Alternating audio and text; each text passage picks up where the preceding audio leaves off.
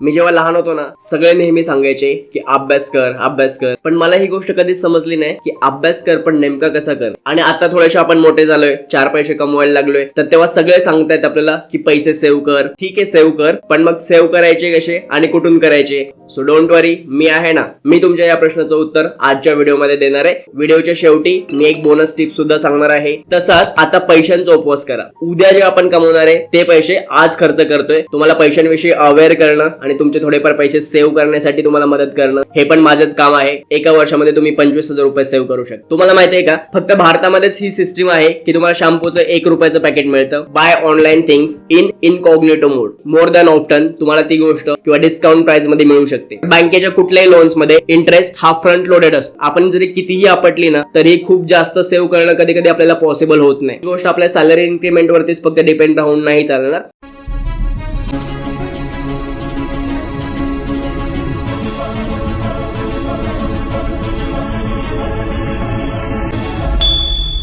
मित्रांनो, मी जेव्हा लहान होतो ना, तेव्हा मला आठवते सगळे नेहमी सांगायचे की अभ्यास कर अभ्यास कर अभ्यास कर, पण मला ही गोष्ट कधीच समजली नाही की अभ्यास कर पण नेमका कसा कर. आणि ते कुणी सांगायचं सुद्धा नाही. आणि आता थोडेसे आपण मोठे झालोय, 4 पैसे कमवायला लागलोय, तर तेव्हा सगळे सांगतायत आपल्याला की पैसे सेव्ह कर पैसे सेव्ह कर. म्हणजे कोणी युट्यूब वरती सांगते किंवा आपल्या घरातून नातेवाईकांमधून सगळे आपल्याला सांगतात की पैसे सेव्ह कर. ठीक आहे, सेव्ह कर, पण मग सेव्ह करायचे कसे आणि कुठून करायचे? आपल्याला ऑलरेडी एक लिमिटेड सॅलरी आहे, ती तेवढीच येणार आहे. ज्या आपल्या गरजा आहेत त्या तर आहेतच, जे खर्च होणार आहेत ते तर खर्च होणारच आहेत. मग या सगळ्या टाईट शेड्यूल मधून जर आपल्याला पैसे सेव्ह करायचे तर ते कसे करायचे, हा प्रश्न तुम्हालाही पडतो ना. आणि त्याचं उत्तर कोणाकडेच नसतं. सो डोंट वरी, मी आहे ना. मी तुमच्या या प्रश्नाचं उत्तर आजच्या व्हिडिओमध्ये देणार आहे. आणि हो, व्हिडिओच्या शेवटी मी एक बोनस टिप सुद्धा सांगणार आहे, जी या 12 स्मार्ट हॅक्स पेक्षा जास्त इम्पॉर्टंट असणार आहे. त्यामुळे व्हिडिओ शेवटपर्यंत बघायला विसरू नका.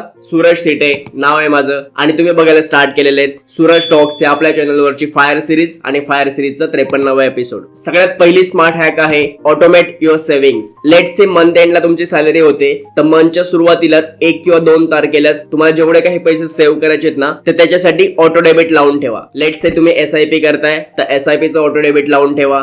सॅलरी पेक्षा एक वेगळं अकाउंट ठेवा, ज्या अकाउंट मध्ये तुम्हाला सेव्ह करायचे असलेले पैसे ऑटो डेबिट झाले पाहिजेत महिन्याच्या सुरुवातीलाच. म्हणजे सॅलरी अकाउंट वरचं तुमचं UPI आहे, UPI ट्रान्झॅक्शन करता तुम्ही, तुमच्याकडे ATM आहे आणि त्याच्यातून तुमचे पैसे खर्च होत असतात सॅलरी अकाउंट मधले. पण ज्या अकाउंट वरती तुम्हाला पैसे सेव्ह करायचे त्या अकाउंटचं UPI ऍक्टिव्ह नका ठेवू. त्याचं ATM कार्ड पाहिजे तर इमर्जन्सी साठी घरी असू द्या, आणि मग उरलेले पैसे तुम्ही तुमच्या सॅलरी अकाउंट वरून महिन्याभरासाठी खर्च करू शकता. सो फक्त मोटिवेशन वरती रिलाय नका करू की जर आपण ठरवलंय पैसे सेव्ह करणार आहे तर मग आपण सेव्ह करूयात, असं नका करू. बऱ्याचशा रिसर्च मधून सुद्धा ही गोष्ट प्रूव्ह झालेली आहे की आपल्या हातात जर पैसे असतील ना, तर आपण ते बिंदास खर्च करून टाकतो. जर तुम्हाला सेव्ह करायचे असतील तर आधीच दुसऱ्या अकाउंट मध्ये सेव्ह करा आणि ऑटो डेबिट त्याच्यासाठी लावून ठेवा. आणि सेव्ह कशासाठी करायचे पैसे? तर इन्व्हेस्ट करण्यासाठी. कारण आजच्या काळामध्ये नुसती सेव्हिंग इनफ नाहीये, इन्व्हेस्ट करणं सुद्धा तेवढंच गरजेचं आहे. हॅक नंबर 2, तुम्ही कधी उपवास केलात? आय एम शुअर आपल्यापैकी खूप लोकांनी केला असेल, करत असतील. तसाच आता पैशांचा उपवास करा. म्हणजे महिन्याभरातून 1 दिवस नो स्पेंडिंग डे फॉलो करा. आणि ही गोष्ट करून 2 फायदे होतील तुम्हाला. सगळ्यात पहिला फायदा काय होईल माहितीये? तुम्ही तुमच्या स्पेंडिंग विषयी कॉन्शियस व्हाल. लेट्स से आज माझा मनी फास्ट आहे, म्हणजे आज मी पैसे खर्च नाही करू शकत. त्यामुळं जेव्हा कुठेतरी मी जाईन, एखाद्या शॉपवर जाईन किंवा ऑफिसला जाताना, ऑफिसवरून येताना कुठे ना कुठेतरी मला पैसे खर्च करण्याची गरज पडेल, आणि त्यावेळेस माझ्याकडे परमिशन नसेल ते पैसे खर्च करण्याची. आणि त्या ठिकाणी मला लक्षात येईल की आपण दररोज असे अनकॉन्शियसली कितीतरी ठिकाणी आणि कुठल्या कुठल्या गोष्टींसाठी पैसे स्पेंड करत असतो. बऱ्याचदा त्या गोष्टी गरजेच्या असतात आणि बऱ्याचदा त्या गरजेच्या नसतात सुद्धा. आणि हा फास्ट जेव्हा तुम्ही रिपीटेडली कराल ना, त्यावेळेस तुमच्यामध्ये तो कॉन्शियसनेस ऑलरेडी डेव्हलप होईल. जेव्हा तुम्ही नॉर्मल डेला पण काही गोष्टींसाठी खर्च करत असाल ना, तर त्यावेळेस तुमच्या लक्षात येईल की ही गोष्ट गरजेची आहे किंवा नाहीये. कारण जर का माझ्याकडे पैसे खर्च करण्याची परमिशनच नसेल, जर का माझ्याकडे खर्च करण्यासाठी पैसे नसतीलच, तर मग मी आज या गोष्टीवरती खर्च करेन का? तर हा कॉन्शियसनेस डेव्हलप होण्यासाठी तुम्हाला मनी फास्ट हेल्प करेल. आणि दुसरी गोष्ट मनी फास्टने होईल, आपल्यामध्ये डिसिप्लिन येईल ऍडव्हान्स मध्ये गोष्टी प्लॅन करण्याचा. म्हणजे ज्या दिवशी तुमचं मनी फास्ट आहे त्या दिवशी तुम्ही पैसे खर्च नाही करू शकत, तर त्याच्या आधीच्या दिवशी ऍटलीस्ट तुम्ही प्लॅन कराल उद्या आपल्याला कुठल्या गोष्टींसाठी खर्च करायला लागू शकतो, कुठल्या तिकीट्स आधीच काढून ठेवायचे का, किंवा एखादी गोष्ट आधीच घरात आणून ठेवायची आहे का, जेणेकरून उद्या मला पैसे खर्च करायला नाही लागले पाहिजेत आणि आपला उपवास नाही तुटला पाहिजे. या पद्धतीने तुम्हाला ऍडव्हान्स मध्ये गोष्टी प्लॅन करण्याची सवय लागेल. ती डिसिप्लिन स्वतःमध्ये डेव्हलप होईल आणि ही सुद्धा एक ब्रिलियंट हॅक आहे तुमचे पैसे वाचवण्यासाठी. नंबर 3, क्रेडिट कार्ड वापरण्याऐवजी युपीआय वरून पैसे खर्च करा. आता युपीआय वरून खर्च करण्याचे फायदे काय आहेत? तर सगळ्यात पहिलं, तुमच्या सेव्हिंग अकाउंट वरती जेवढे पैसे आहेत ना तेवढेच तुम्ही युपीआय वरून खर्च करणार आहात आणि ते पण स्वतःचे खर्च करणार आहात. ज्यावेळेस तुम्ही क्रेडिट कार्ड स्वाईप करताय ना कुठे पण, त्यावेळेस तुम्हाला असं वाटत असतं की ते आपले पैसे आहेत, पण ते तसं नसतं. कुणीतरी आपल्याला एक लोन दिलेलं आहे आणि ते पैसे उद्या जाऊन आपल्याला पे करायचे आहेत. आज आपल्याकडे पैसे नाहीत तरी पण आपण उद्या जे आपण कमवणार आहे ते पैसे आज खर्च करतोय क्रेडिट कार्डच्या माध्यमातून. त्यामुळे क्रेडिट कार्ड न यूज करता युपीआय यूज करा, जेणेकरून जर का तुमच्या सेव्हिंग अकाउंट वरती पैसे नसतील, तुमच्याकडेच पैसे नसतील, तर तुम्ही अवॉइड करू शकाल एखाद्या गोष्टीवरती पैसे स्पेंड करणं आणि उद्या जाऊन तुम्हाला त्या पैशांचं ओझं नाही येणार आणि या गोष्टीतून तुमचा जो विनाकारण खर्च होणार असतो ना तो बऱ्याच प्रमाणामध्ये थांबू शकतो. आणि दुसरा फायदा युपीआय यूज करण्याचा हा होईल की क्रेडिट कार्ड जेव्हा तुम्ही यूज करता ना तर बऱ्याच ठिकाणी तुम्हाला एक सरचार्ज लागत असतो किंवा एक ट्रान्झॅक्शन फीस लागत असते. ती कधी कधी 1% पासून 1.5%, 2.5%, 3% इथपर्यंत पण असते. ते 2-3% तरी तुम्हाला एक्स्ट्रा पे का करायचे जेव्हा की युपीआय तुमच्यासाठी फ्री आहे? तर ते पैसे वाचवण्यासाठी सुद्धा युपीआय तुम्हाला मदत करेल. हॅक नंबर 4, जर तुम्हाला क्रेडिट कार्ड वापरायचंच असेल तर तुम्ही ते कशा पद्धतीने वापरलं पाहिजे? तर त्याची स्मार्ट पद्धत कुठली असू शकते? फक्त 2च कंडिशन मध्ये तुम्हाला क्रेडिट कार्ड वापरायचंय. सगळ्यात पहिली गोष्ट, जर का तुमच्या क्रेडिट कार्डवरची स्पेंडिंग जास्त असेल तर, म्हणजे दर महिन्याला 50,000, 80,000 इतके पैसे तुम्हाला रेग्युलर स्पेंड करावे लागतात आणि तुम्ही ते रेग्युलरली रिपे करता, तर त्या कंडिशन मध्ये आपण क्रेडिट कार्ड वापरू शकतो. पण तेव्हाच जर का दुसरी कंडिशन सुद्धा फुलफिल होत असेल तर, लेट्स से तुमचं एखादं होम लोन आहे, तुमचं एखादं पर्सनल लोन आहे, अशा गोष्टी मिळून तुमचे 50,000 किंवा 80,000 रुपये, 1,00,000 रुपये दर महिन्याचे स्पेंडच होतात, तर त्या केसमध्ये तुम्ही क्रेडिट कार्ड वापरू शकता. पण दुसरी कंडिशन काय की तुमच्याकडे तेवढे सगळे पैसे कॅश मध्ये ऑलरेडी अवेलेबल पाहिजेत. लेट्स से या महिन्यामध्ये मला 50,000 रुपयांचे ईएमआय पे करायचे आणि ते मी क्रेडिट कार्ड वरून पे करतोय, पण आधीच माझ्याकडे 50,000 रुपये आहेत. आता क्रेडिट कार्ड त्या वेळेमध्ये चांगली गोष्ट का आहे? कारण तुम्हाला 45 दिवसांसाठी एक फ्री लोन देते क्रेडिट कार्ड, बरोबर, ज्याच्यावरती कुठलाच इंटरेस्ट नाही लागणार आहे जर का तुम्ही वेळेत ते लोन रिपे केलं तर. आणि त्या केसमध्ये जेव्हा तुमच्याकडे 50,000 रुपये ऑलरेडी आहेत ना तर तुम्ही ते एखाद्या डेप्ट म्युच्युअल फंड मध्ये वगैरे टाकू शकता, जिथून तुम्ही 2-4%चा, खूप जास्त नाही पण जेवढा काही इंटरेस्ट मिळेल तो इंटरेस्ट कमवू शकता. आणि फ्रीचे पैसे आहेत तर ते तुम्हाला कशाला सोडायचे? त्यामुळे ते पैसे तुम्ही नेक्स्ट मंथ मध्ये पे करून आता इन्व्हेस्ट करून त्याच्यावरनं थोडेफार का होईना रिटर्न्स कमवू शकता आणि हा स्मार्ट यूज असू शकतो क्रेडिट कार्डचा. अजून क्रेडिट कार्ड यूज केल्याचे 2 महत्त्वाचे फायदे आहेत. ते म्हणजे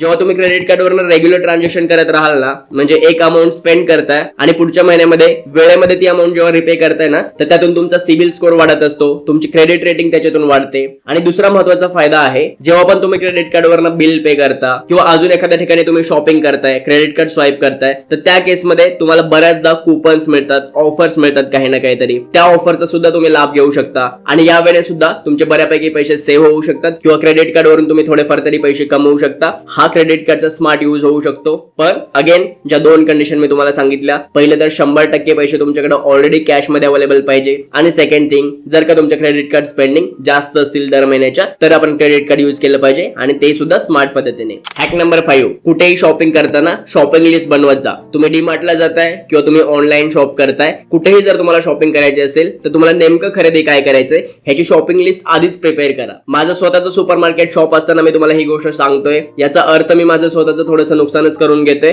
पण तरी सुद्धा दोन्ही माझेच कामं आहेत. तुम्हाला पैशांविषयी अवेअर करणं आणि तुमचे थोडेफार पैसे सेव्ह करण्यासाठी तुम्हाला मदत करणं हे पण माझेच काम आहे. आणि म्हणून मी तुम्हाला सांगतोय, जेव्हा पण तुम्ही एखाद्या ठिकाणी शॉपिंग साठी जात असाल ना तेव्हा तुम्हाला बऱ्याच वेळेस हा एक्सपिरियन्स आला असेल की डीमार्ट मध्ये आपण 5,000 रुपये खर्च करण्यासाठी गेलोय आणि ऍक्च्युअल मध्ये 7-8,000 रुपये खर्च करून आलोय, कारण आपल्याला जेवढे पाहिजेत त्याच्यापेक्षा बऱ्याचशा गोष्टी आपण त्या बास्केटमध्ये जास्त टाकून आणलेल्या आहेत. किंवा इव्हन ऑनलाईन शॉपिंग करताना पण सेल लागलाय त्यामुळे आपल्याला जी गोष्ट पाहिजे त्याच्यासोबत अजून काहीतरी गोष्ट दिसली त्यामुळे ती पण कार्ट मध्ये ऍड केली आणि गरजेची नसताना सुद्धा ती गोष्ट पण आपण खरेदी केली आणि ह्याच्यातून पण आपले बरेचसे पैसे वेस्ट होत असतात. त्यामुळे जेव्हा कधी कुठे शॉपिंग करत असाल, ऑनलाईन असेल किंवा ऑफलाईन असेल, तुम्हाला कुठल्या गोष्टींची गरज आहे, किती गोष्टी तुम्हाला आता बाय करायच्या आहेत आणि किती बजेटमध्ये बाय करायच्या आहेत, त्या सगळ्या गोष्टींची लिस्ट बनवा आणि मग शॉपिंगला जा. आपण असं जरी कन्सिडर केलं की दर महिन्याला तुम्ही 2,000 रुपये एक्स्ट्रा स्पेंड करताय जेवढे तुमची गरज आहे त्यापेक्षा, आणि असं जर तुम्ही वर्षभर करत असाल दर महिन्याला तर ते पैसे सेव्ह करून एका वर्षामध्ये तुम्ही 25,000 रुपये सेव्ह करू शकता. Hack number 6, 30 days rule.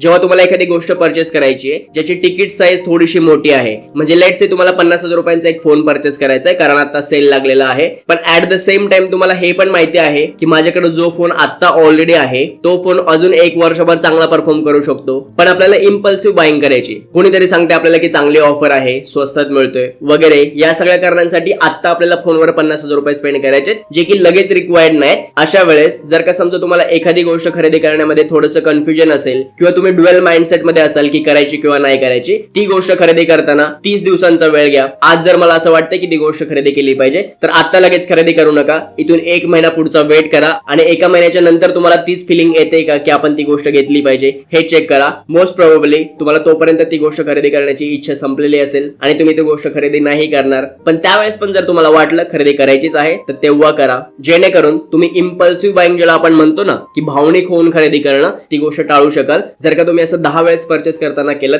8 वेळेस तुम्ही ती गोष्ट परचेसच नाही करणार आणि त्यातून पण तुमचे बऱ्याच प्रमाणामध्ये पैसे वाचू शकतात. Hack number 7, prefer renting rather than buying. बऱ्याचशा अशा गोष्टी असतात ज्या आपल्याला ओकेजनली लागतात, म्हणजे कधीतरी लागतात, कधीतरी वापरायचे असतात. लेट्स से मला फिरायला जाण्याची आवड आहे आणि मला फोटोग्राफीचा पण शौक आहे. आयदर मला स्वतःला फोटोग्राफी करायला आवडते किंवा माझं फोटोशूट करायला आवडतं आणि त्या केसमध्ये मी विचार करतो की 2 लाख रुपयाचा एक कॅमेरा घेऊ. पण तुम्हाला हे माहिती आहे का की 2 लाख रुपये तुम्ही कॅमेरावरती इन्व्हेस्ट करण्यापेक्षा तोच कॅमेरा तुम्हाला 5-6 हजार रुपयांमध्ये रेंटने मिळू शकतो वन टाइम यूज साठी. आणि जर का वर्षभरात तुम्ही 4 ट्रिप करत असाल, 4 वेळेस फिरायला जात असाल, तर ज्या गोष्टीसाठी तुम्ही 2 लाख रुपये स्पेंड करताय ती गोष्ट तुमची 20,000 रुपयांमध्ये होऊ शकते वर्षभरासाठी. बरोबर आहे. तसंच आपले लग्नाचे कपडे असतील, आपल्याला इच्छा असते लग्नामध्ये एक्सपेन्सिव्ह कपडे घालायची. समजा तुम्हाला 1 लाख रुपयाचा लेहंगा घालायचा आहे किंवा कुर्ता घालायचा आहे, वॉटेवर, आणि त्याच्यासाठी 1 लाख रुपये आता स्पेंड करण्यापेक्षा तीच गोष्ट जर का तुम्हाला 10,000 रुपयाच्या रेंटवरती मिळत असेल तर तुम्ही ती प्रिफर केली पाहिजे. कारण ती गोष्ट आपण परत परत यूज नाही करणार, ती युटिलाइज नाही होणार तेवढे पैसे देऊन आपले. बरोबर आहे. आणि आजकाल सगळ्याच गोष्टी, इव्हन आपले कुठलेही गॅजेट्स असतील, एक्सपेन्सिव्ह कपडे असतील, एक्सपेन्सिव्ह गोष्टी असतील, गाड्या असतील,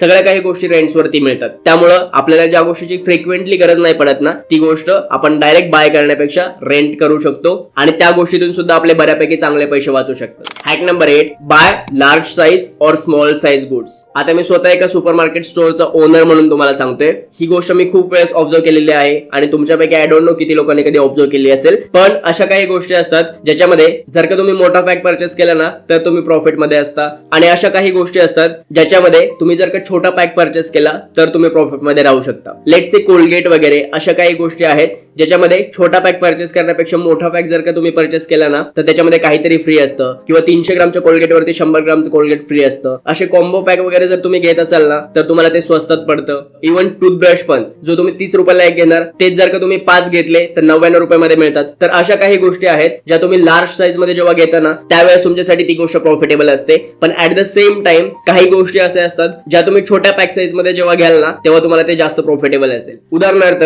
एक फेमस एक्झाम्पल देतो मी तुम्हाला याच्यासाठी. तुम्हाला माहिती आहे का, फक्त भारतामध्येच ही सिस्टीम आहे की तुम्हाला शॅम्पूचं 1 रुपयाचं पॅकेट मिळतं. बाहेर कुठेच तुम्हाला ते मिळणार नाही, नेहमी मोठ्याच साईज मध्ये मिळेल. पण आपल्यासाठी जर का ती गोष्ट अवेलेबल आहे तर त्या गोष्टीचा आपण फायदा घेतला पाहिजे. आणि ती गोष्ट तुमच्यासाठी कशी फायद्यात असते माहितीये का, 1 रुपयाच्या शॅम्पूचं जर का तुम्ही पॅकेट बघितलं तर त्याच्यामध्ये साधारण 5.5 ते 6 ml शॅम्पू असतो. पण त्याच शॅम्पूची जर का तुम्ही 100 ml ची किंवा 100 ग्रॅमची बॉटल खरेदी करायला जाल ना तर तुम्हाला ती 80 रुपयाला भेटेल. 1 रुपयामध्ये तुम्हाला जर का 5 ml देते कंपनी तर 80 रुपयामध्ये 100 ml कसं काय होऊ शकतं. 1 रुपयाचे जर का तुम्ही 80 पॅकेट घेतले ना तर जवळजवळ 400 ml शॅम्पू तुम्ही परचेस करताय, जेव्हा की मोठी साईज घेऊन 80 रुपयामध्ये फक्त 100 ग्रॅम येते किंवा 100 ml येते. म्हणजे त्याच 80 रुपयामध्ये स्मॉल साईज खरेदी करून तुम्ही जवळपास 4 पट जास्त ती वस्तू मिळवू शकता. सो ज्या गोष्टी तुम्हाला फ्रिक्वेंटली लागतात, डेली यूज मधल्या आहेत, नेहमी तुम्हाला परचेस करावे लागतात, अशा गोष्टींमध्ये काही वेळेस ऑब्झर्व करायला शिका की कुठली गोष्ट लार्ज साईज मध्ये परवडते आणि कुठली गोष्ट स्मॉल साईज मध्ये घेणं परवडतं.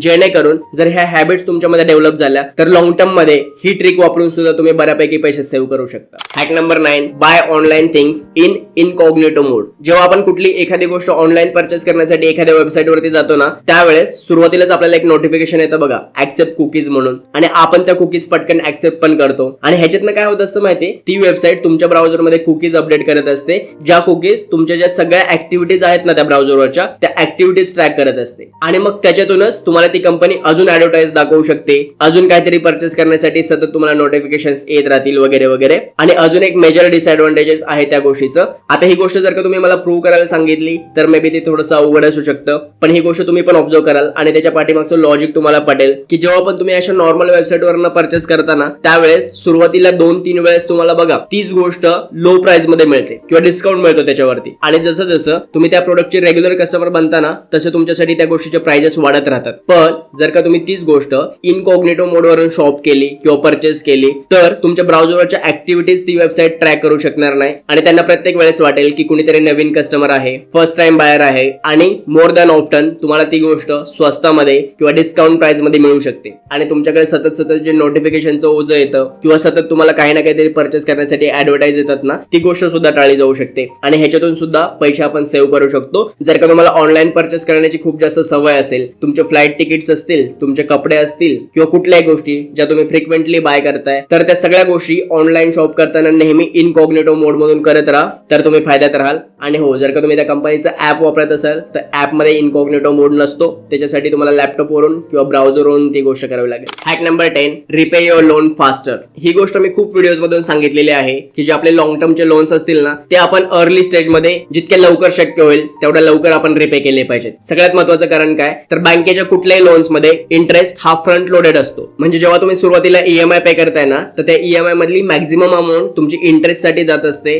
आणि एक छोटीशी अमाऊंट फक्त प्रिन्सिपल अमाऊंट साठी जात असते. त्यामुळं लोनच्या सुरुवातीला जर का तुम्ही एक्स्ट्रा ईएमआय पे करू शकताय किंवा त्याच्यासोबत काही पैसे एक्स्ट्रा पे करू शकताय ईएमआय सोबत, तर ते तुमच्या डायरेक्ट प्रिन्सिपल अमाऊंट मधून रिड्यूस होतात आणि लॉंग टर्म मध्ये तुमचे पैसे वाचू शकतात. बऱ्याच वेळेस आपण असा विचार करतो ना की होम लोन आहे आणि 8-8.5% आहे, पण त्याच पैशांची जर का मी एसआयपी केली तर आपल्याला 12-15% रिटर्न्स मिळतील. त्यामुळं 8% इंटरेस्ट वाचवण्यासाठी 12 ते 15% रिटर्न्स का मिस करायचे असं आपल्याला वाटत असतं, कारण आपण ती ऍब्सोल्यूट फिगर पकडतोय 8.5%ची. पण जर का लॉंग टर्म मध्ये तुम्ही ती गोष्ट बघाल तर तुम्ही आधीच इंटरेस्ट पे करून झालेला असतो. नंतर जरी तुम्ही ते लोन रिपे करायला गेलेत ना, तरी पण तुमची खूप मोठी प्रिन्सिपल अमाऊंट बाकी राहिलेली असते. त्यामुळे सुरुवातीपासूनच शक्य होतील तेवढं आपलं लोन लवकरात लवकर रिपे करण्याचा प्रयत्न केला पाहिजे. एक्स्ट्रा ईएमआय जर का तुम्ही पे करू शकत असाल तर ते आपण केले पाहिजेत. याच्यावरती ऑलरेडी मी बऱ्याचदा व्हिडिओज बनवलेले आहेत किंवा बऱ्याच व्हिडिओज मध्ये ही गोष्ट सांगितलेली आहे, जसं की होम लोन आपण लवकरात लवकर रिपे कसं करू शकतो आणि त्याच्यातून लाखो रुपये कसे कमवू शकतो वगैरे.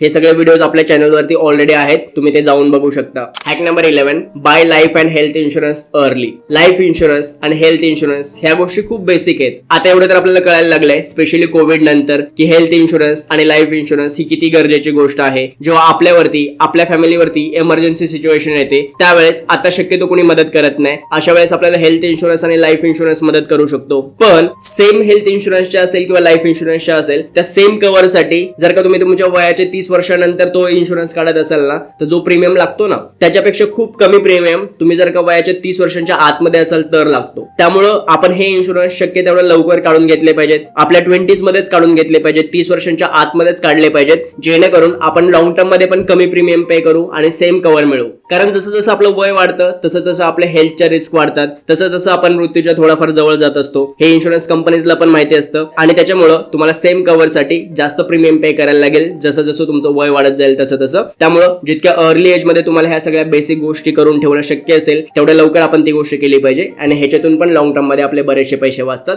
आणि हॅक नंबर 12, फायनल हॅक आहे मनी सेव्हिंग साठी. ती म्हणजे आपलं फायनान्शियल बजेट तयार करा. बघा, ज्यावेळेस आपण एका लिमिटेड सॅलरीवरती काम करतोय आणि आपल्याला दर महिन्याची एक फिक्स अमाऊंट आपल्या अकाउंट मध्ये येते, त्यावेळेस आपल्या काही गरजा असतात आणि काही गोष्टींसाठी खर्च हा आपल्याला करावाच लागतो. ते आपण अवॉइडच करू शकत नाही. त्याच्यातून पण जर का तुम्हाला सेव्ह करायचं असेल ना, तर तुमच्याकडे एक बजेट असणं खूप इम्पॉर्टंट गोष्ट आहे. आणि आपलं पर्सनल फायनान्स बजेटिंगच्या बऱ्याचशा ट्रिक्स आहेत किंवा बरेचसे वेज आहेत, पण त्यातला फेमस वे आहे 50-30-20चं प्रिन्सिपल, जे मी खूप व्हिडिओज मध्ये सांगितलेलं आहे आणि कदाचित ह्याच्या पुढच्या पण खूप व्हिडिओज मध्ये सांगेन, कारण ते इम्पॉर्टंट आहे आणि खूप लोक ती गोष्ट फॉलो करतात. 50-30-20चं प्रिन्सिपल काय सांगतं, तुमच्या सॅलरीच्या 50% अमाऊंट तुमच्या गरजांवरती खर्च झाली पाहिजे, 30% अमाऊंट तुमच्या वॉन्ट्स अँड डिझायर्स वरती खर्च झाली पाहिजे आणि मिनिमम 20% अमाऊंट सेव्ह झाली पाहिजे आणि इन्व्हेस्ट झाली पाहिजे. या प्रिन्सिपलचा यूज करून तुम्ही तुमचे पर्सनल फायनान्सेस मॅनेज करू शकता. आणि जेव्हा तुमच्यामध्ये ही बजेटिंगची डिसिप्लिन येईल ना, त्यावेळेस ऍटलीस्ट 20% ऑफ युअर इन्कम तुम्ही दर महिन्याला सेव्ह करू शकता, जी लॉंग टर्म मध्ये तुमच्यासाठी चांगली वेल्थ जनरेट करू शकते. तर हे 10-12 असे मार्ग होते किंवा ट्रिक्स होत्या, हॅक्स होत्या,